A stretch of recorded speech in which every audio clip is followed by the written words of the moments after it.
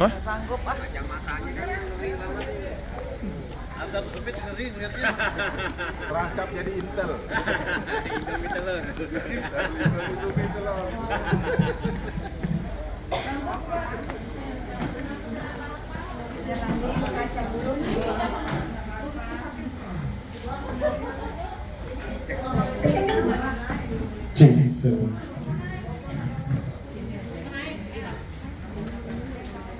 Atas ya, ada yang mau lihat dulu ke atas silakan. Atau mau duduk dulu di sini.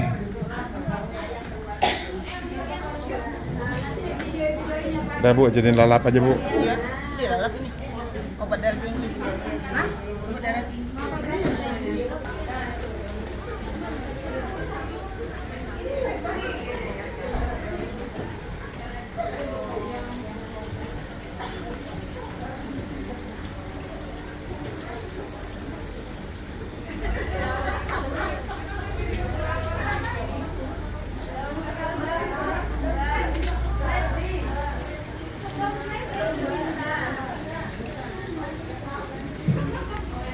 Ya, di meja depan yang sedang terjadi perdebatan. Daun apakah ini? Ada yang bilang seledri, ada yang Bunga bilang apa ini? Tapi ini nggak bukan hidroponik ya nih. Hah? Dia nggak punya. Ini punya air.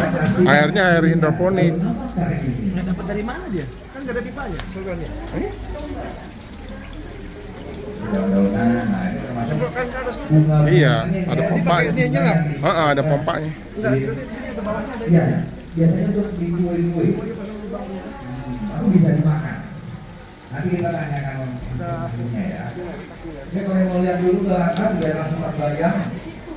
Di sini juga ada di atas. Ini kayak sayur ya, Mas?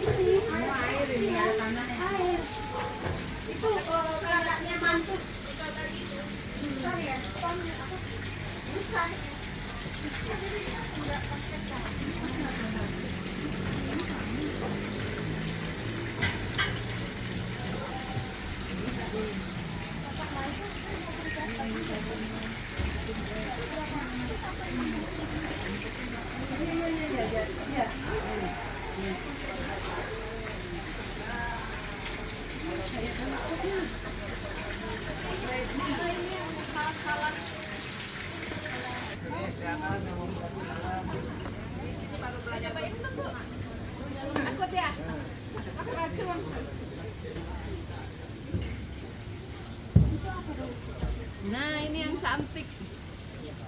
Nah, yang baru naik ambil napas dulu.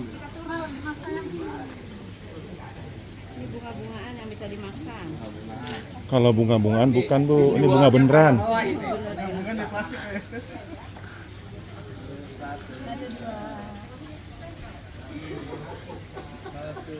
Pak duluan Pak. Aku Pak.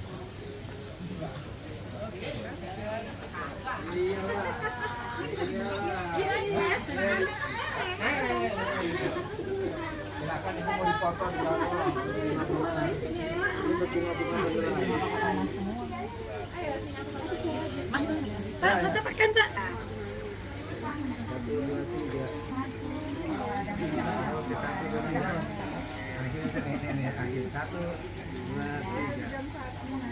Satu, dua, tiga, empat, lima, enam. Oh, mediannya mana? Duri ya. 1, 2, 3.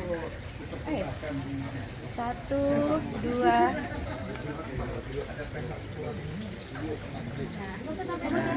Kita emang kalau PPM nutrisi doang. Ini pohon apa sih, Mang? Jenis bunga viola sama pensi, Pak. Oh, viola pensi.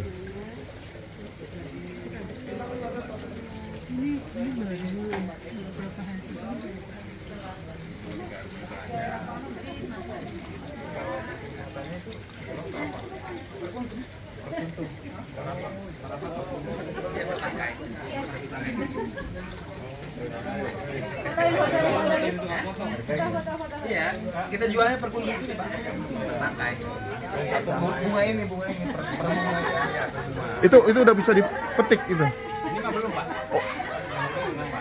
Itu bisa besar seapa tingginya? Di segitu yang di depan itu gedenya. Oh. Kalau ini berapa hari? Ini kurang lebih 1 bulan Pak. Oh, 1 bulan. Berarti untuk panen berapa bulan? 2 bulan? 2 bulan panen.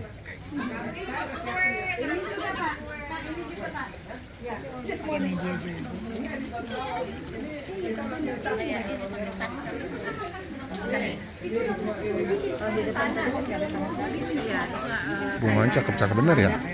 Bunganya cakep-cakep banget ya?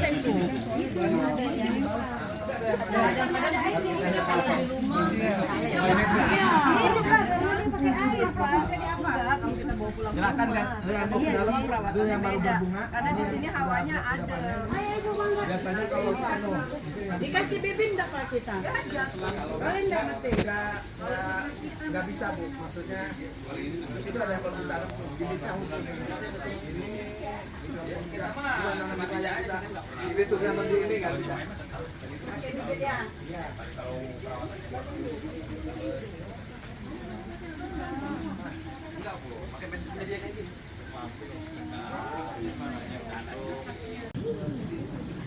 Assalamualaikum warahmatullahi wabarakatuh. Naik ya, sudah kelihatan.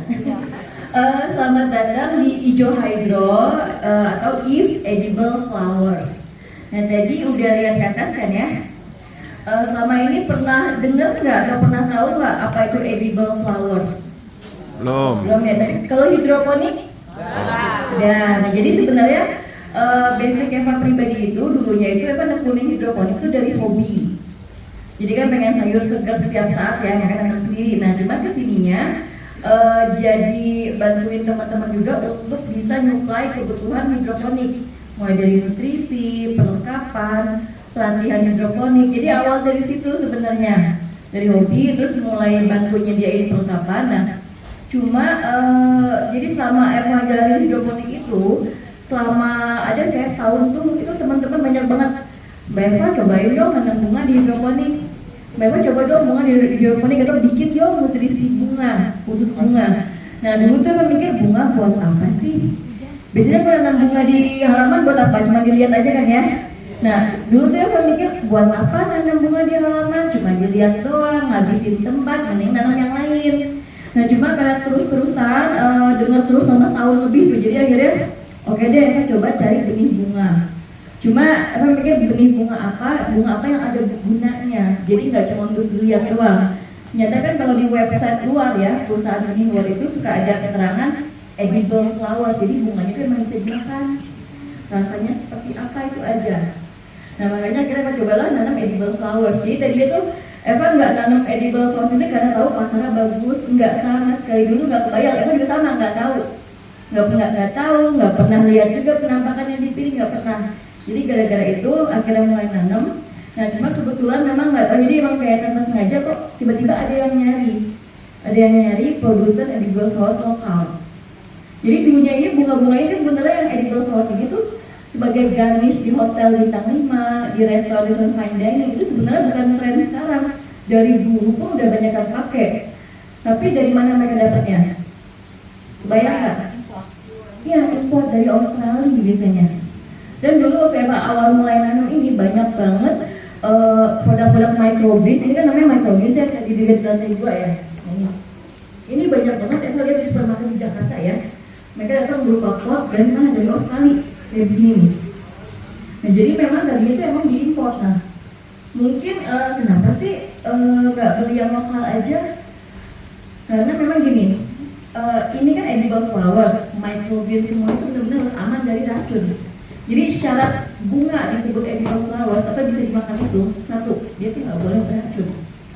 Dari jenis tanamannya dan dari cara kita tanam. Contohnya gini, bunga mawar tahu kan ya pasti. Bunga mawar sebenarnya edible nggak? Ayo, bunga mawar edible nggak? Secara jenis dia edible dari jenisnya nih. Tapi kalau bunga mawar yang kita lihat di tukang kembang, di bunga potong, dijual sebagai bunga potong di florist, edible nggak? karena mereka ditanam untuk keperluan bunga potong, itu rutin disebut pestisida, fungisida. Jadi yang membedain itu sebenarnya nggak cuma dari jenis tanamannya, tapi cara kita nanamnya. Kalau kita lihat di sawah-sawah mungkin banyak ya bunga-bunga yang kayak gitu, yang oranye, yang kuning di pinggir sawah banyak kan ya? Edible nggak? Iya, karena sawahnya kan mungkin disemprot pestisida, fungisida, rutin itu terkena. Atau yang tumbuh di pinggir jalan, di jalanan, edible nggak? Dari jenis mungkin edible, tapi bisa dimakan nggak? Enggak, karena kan mungkin dia nyerap ini residu knalpot, kotoran. Jadi itu yang bikin dia membedakan mana yang edible, mana yang enggak. Karena kalau dibilang cuma jenis yang bisa dimakan tuh banyak banget. Tapi tinggal cara tanamnya seperti apa, mereka tumbuh gimana, bagaimana, itu yang bedanya. Nah jadi balik ke yang tadi ya, kenapa sih harus import? Kenapa yang nggak lokal? Nah seperti kita tahu kan kalau petani lokal dulunya ya masih banyak yang memang pestisida, ini tuh udah sebanyak-banyak katanya kalau musim hujan ya. Sebenarnya ini tuh benar-benar harus aman, nggak boleh. Makanya mereka tuh ambil dari luar, kenapa? Karena aman, punya sertifikasi keamanan-keamanannya jelas semua. Soalnya kesini-sini berbarengan mungkin dengan berkembangnya urban farmers ya. Terus Assalamualaikum warahmatullahi wabarakatuh. Terima kasih. Saya Jamil dari Jakarta. Saya tertarik dengan hidroponik ini. Ya, kalau tadi kan penjelasan masalah penjualan. Nah, saya ingin mengetahui teori itu berapa lama, kemudian bahan-bahannya apa, kemudian berapa lama bisa tumbuh dan produksi bisa dijual. hidroponik ya secara umum atau hidroponik untuk komoditi tertentu. Secara Apa? umum. Bunga, sayur. Secara umum. Caranya boleh. Soalnya kalau yang ngejelasin dari awal sampai sore nanti. Oh gitu. Karena kalau kita pelatihan di workshop untuk bertanam, itu dari pagi. Jadi pagi teori sekitar 1,5 jam. Situ kita praktek langsung. Oh. Jadi, nah makanya kalau yang bertanya gini, anggap kayak sekilas ya. Hidroponik itu kan teknik kita bertanam. Makanya sebenarnya tanaman apa aja bisa. Mau nanam durian kayak, mau nanam yang itu sawit, pakai hidroponik bisa. Hidroponik itu kan hujan, jadi air. Nah, kita di sini untuk kebutuhan tanaman itu memakai nutrisi hidroponik. Ini tuh pupuk untuk hidroponik khusus. Bisa nggak pupuk biasa kita pakai untuk sistem hidroponik? Boleh nggak? Boleh ya enggak. Kalau nggak boleh kenapa? Apa yang membedain bahan-bahan untuk pupuk hidroponik ini dengan pupuk yang biasa kita kasih ke tanah? Apa yang bedain? Dua-duanya kimia.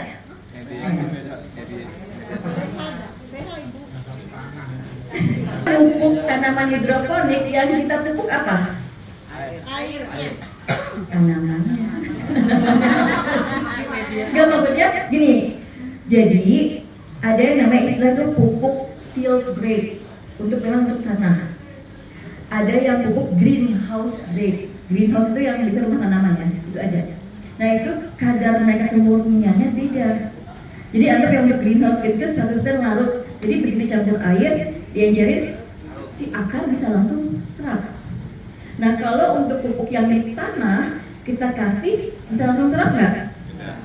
Enggak, mereka tuh butuh mikrobanya untuk mengurai supaya pada akhirnya nanti bisa diserap oleh akar tanaman. Nah sekarang kalau pupuk untuk tanah kita pakai di hidroponik, bisa nggak? Enggak, karena si tanaman ini kan enggak. Jadi gini, hidroponik itu kan dia steril. Steril itu berarti nggak boleh ada mikroba. Dan harus inert, nggak ada unsur hara di medianya. Nah ketika steril ada mikroba, sebenarnya kita ngasih pupuk yang untuk tanah yang harus diurai dulu untuk bisa diserap. Sama kayak kita dikasih ini, kalau dikasih nasi matang, dimakan kan? Kalau berasnya aja nggak ada kompornya, nggak ada buat masak, dimakan nggak? Kalaupun dimakan, apa bisa makan banyak? Enggak kan? Jadi aku suka nganggap dia kayak lebih gampang secara ininya analoginya. Jadi kalaupun tanamannya kan, tapi hidup tuh ya hidup, tapi hidupnya seperti apa? Kayak mati segar, hidup juga nggak mau, kayak kurus, terus mungkin agak kekuningan. Jadi hidup mah terus hidup, tapi nggak apa ya? Ya nggak sehat karena emang nggak cukup makanannya, dia nggak bisa. Jadi itu kena unsur hara. Media apa yang bisa dipakai? Ini salah satu media semai, kita sebutnya media semai ya. Ini namanya rock wool. Ini terbuat dari batu yang dipanasin. Jadi akhirnya dibuat kayak semacam busa. Ini khusus hidroponik yang ini sebenarnya kayak ini produk lokal, ini sebenarnya bukan untuk hidroponik. Tapi pada kesininya itu bisa dipakai untuk hidroponik karena kandungan resinnya ini rendah. Jadi untuk rockwool ini bisa pakai yang lokal, bisa pakai yang import. Dua-duanya bagus. Cuma kalau Eva pribadi gini, Eva jujur belum pernah nyobain yang merek lain ya. Ini merek Tombo. Itu secara kandungan resin kan ada rockwool yang kita kasih ke air tuh nggak nyerap. Itu aja. Sementara kalau yang import mah udah pasti kita celupin pasti dia stay. Kalau busa biasa bisa nggak dipakai? Pertanyaannya bisa apa enggak? Bisa. Tapi lebih mudah nggak? Kenapa kira-kira? Kan kalau rockwool kan kita celup ke air, kita angkat dia stay airnya. Busa biasa kita celup ke air, kita angkat netes kan? Nah pada akhirnya kan kita berarti mesti sering-sering semprot, basahin, bisa mah bisa, cuma kembali kan kita ada kerjaan ekstra lebih ke situ. Nah untuk sistem hidroponik sendiri, kalau contoh yang di atas itu yang di ini yang ada microgreens ini ya, itu kita pakai modifikasi dari sistem NFT system, nutrient film teknik. Jadi air nutrisi itu dialirkan tipis. Kalau pengamatan apa ya, selama kayak hampir 9 tahun, 10 tahun berhidroponik itu, inilah sistem yang paling efisien dari segi biaya dan perawatan. Baik kalau kebun-kebun hidroponik yang itu mereka luas hektaran ya, biasanya mereka pakai sistem ini yang NFT system. Jadi ngalir tipis. Di sini ada yang nanam pakai pipa nggak? Ada yang hidroponik ya? Belum. Ada ya, belum sama sekali. Nah tapi kan kalau mungkin nyari browsing ya di YouTube atau gimana, hidroponik ya pasti banyak yang pakai pipa. Yang ngebedain apa? Jadi gini, kalau pipa kan bunyi kan pasti begini ya. Kira-kira airnya tipis apa tebal? Tebal. Sekarang kebutuhan tanaman itu ada 4: air, nutrisi, sinar matahari, sama udara. Ketika aliran air setebal ini, jadi biarpun dia ngalir tapi tebal. Dengan yang ngalir tipis, lebih banyak mana udaranya untuk akar? Yang tipis. Kalau dibilang ngaruh banget, sebenarnya ngaruh banget. Itu ngaruhnya di percepatan tumbuh. Jadi kenapa sih kalau dipikir pakai pipa kan lebih murah, lebih gampang didapat. Kenapa harus kayak buli? Buli itu kita sebut buli ya, kayak semacam talang khusus untuk hidroponik. Kenapa harus pakai buli? Dulu mah import ya. Tapi balik lagi dengan kita ngeluarin cost lebih mahal sedikit, tapi kedepannya pertumbuhan lebih cepat, lebih bagus, dan itu kita kan kadang listrik, ini tenaga kerja, SDM, itu kan harus hitung semua. Semakin lama dia bisa dipanen, semakin banyak kan cost kita untuk listrik, tenaga kerja, dan lain-lainnya. Itu sebenarnya. Baik kalau kebun besar, mendingan mereka lebih gede di awal modal, tapi kedepannya tuh bisa lebih stabil ininya. Ada yang mau tanya nggak? Tuh kalau cerita bisa terus. Modal apa awal mulai dari hobi dulu apa cuma pakai box. Ada lagi masih. Oh itu kembang telang ya Mira. Jadi namanya bunga telang, kembang telang. Udah pasti dia edible flowers. Tadi saya masih tertarik dengan satu. Kalau kita lihat di sini kan cuacanya cocok ya. Apakah pohon bunga nih tadi di tempat kita Jakarta satu cocok. Kedua, di sini kan saya lihat ada pupuk-pupuk. Untuk sarana ini seandainya kita Jakarta itu di mana gitu? Apakah harus tadi kita harus pesan sama Ibu Eva atau gimana gitu? Terima kasih. Nah, ini makanya saya gini aja. Nanti untuk melihat buktinya tanaman bunga ini bisa di Padang yang 14 DPL, bisa di Makassar yang panas kota ya, bisa di mana? Bisa di Lombok. Itu bisa lihat di YouTube Eva sebenarnya. Eva ada YouTube tapi YouTube asal ya. Kadang Eva cuma kasih cuplikan-cuplikan. Itu YouTube Eva LA Madalena, dicek di situ ada beberapa foto. Nah itu kalau pertanyaannya iya bisa, nggak masalah. Jadi di Padang panas banget tuh mereka tumbuh bagus, bunganya juga banyak, warna sama, bentuk sama, nggak ada yang berubah. Jadi pertanyaannya tuh bisa. Nah untuk sarana ini mas sebenarnya banyak di kalau di Jakarta kan itu kalau nggak salah di Rawabelong tuh ada toko pertanian. Cari toko pertanian. Kalau apalagi sekarang online pun ada.